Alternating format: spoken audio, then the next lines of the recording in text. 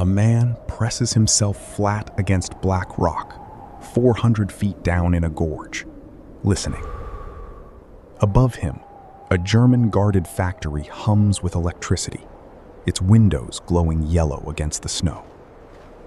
He is carrying enough plastic explosive to level a building, and he has 3 minutes to reach a room he has never seen, in a country he cannot walk through freely, guarded by soldiers under standing orders to shoot him on sight. What he is about to blow up isn't a bridge or a railway. It's the only substance on Earth that could give Adolf Hitler a nuclear weapon. And by the time this night ends, historians will still be arguing about how close he came to failing. The target was a gray industrial complex called Vemork, clinging to a cliffside in Nazi-occupied Norway. It produced something almost nobody outside a physics laboratory had heard of: heavy water, a rare form of water that could help trigger a nuclear chain reaction. By 1943, Vemork was turning out roughly 100 kilograms of it a month, enough to fuel serious German atomic research.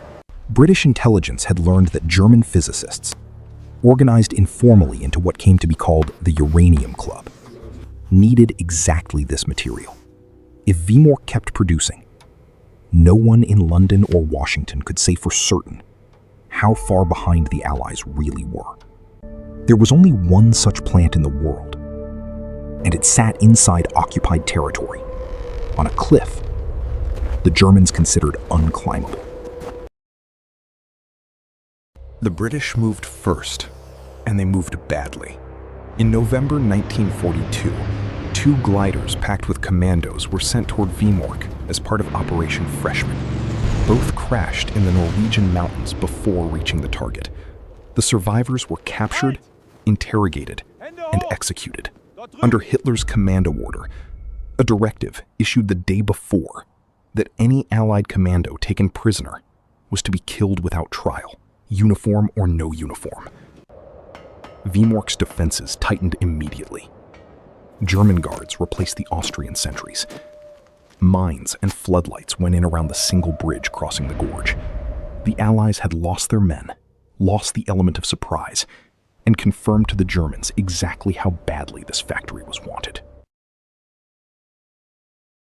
Weeks earlier, 4 Norwegian agents, codenamed Grouse, had already parachuted onto the frozen Hardangervidda plateau to prepare the ground for freshmen. When that mission collapsed, they had no new orders and no way home.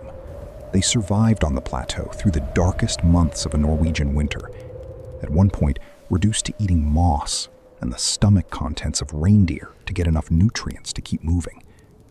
They renamed themselves Swallow and waited, not knowing if London had abandoned them.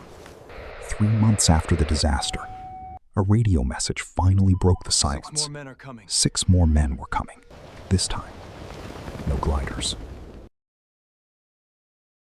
On the night of February 16th, 1943, Joachim Rønneberg led a team of 6 Norwegian commandos, trained by Britain's Special Operations Executive, in a parachute jump onto the same frozen plateau.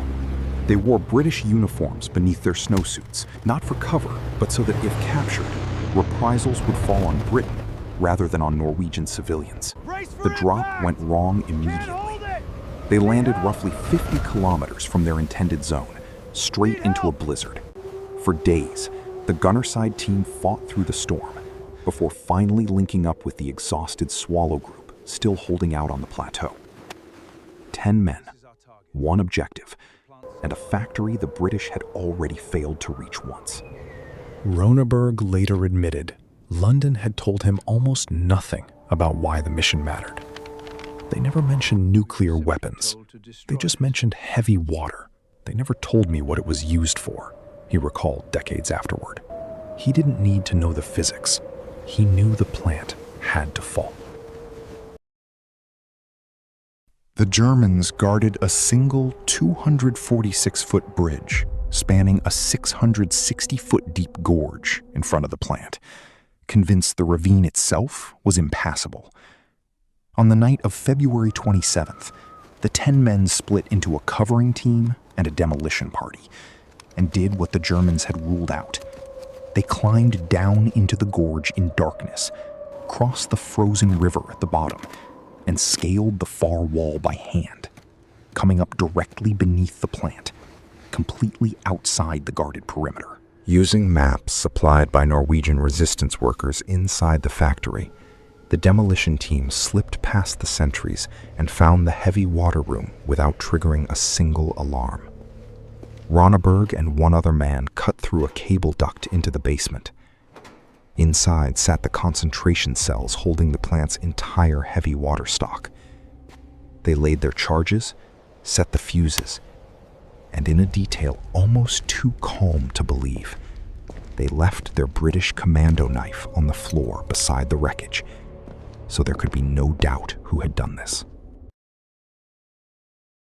The explosion tore through the heavy water room, destroying the equipment and roughly 500 kilograms of heavy water in a single blast. The team was already moving. Not one shot was fired by either side during the entire operation, and no lives were lost. All 10 men escaped, several skiing more than 200 miles to neutral Sweden to avoid the manhunt that followed. It remains one of the only wartime sabotage missions of its scale, carried out without a single casualty on either side. It should have ended the story. It didn't. Vemork was back in partial production within months. Frustrated, the Allies tried brute force. In November 1943, 140 American bombers struck the plant, but the raid did little serious damage to the heavy water equipment itself. Convinced the site could never be fully secured, the Germans made a decision that would prove fatal to their program. They ordered the remaining heavy water stock shipped out of Norway entirely, back to Germany, where the sabotage teams couldn't reach it. Norwegian resistance agents learned the exact date and route. On February 20th, 1944, as the ferry SF Hydro carried the last of Vemork's heavy water across Lake Tinsio, resistance saboteurs detonated a charge in its hull. The ferry sank in deep water, taking most of the remaining heavy water and several civilian passengers down with it. Germany's nuclear program never recovered the material it needed. Its physicists never reached a working reactor, let alone a bomb. Meanwhile, thousands of miles away, the American-led Manhattan Project pressed forward largely undisturbed, reaching a working atomic weapon before the war in Europe ended. A weapon Nazi Germany, for all its scientific talent, never came close to matching. No single raid decides a war on its own, and historians are careful about overstating what one night in a Norwegian gorge accomplished. But the men who climbed down into that ravine didn't know that yet. They only knew what might happen if they failed.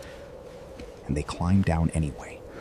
The bomb Hitler never built is measured, in the end, not in kilograms of heavy water, but in the 10 men willing to cross a gorge the enemy swore no one could cross.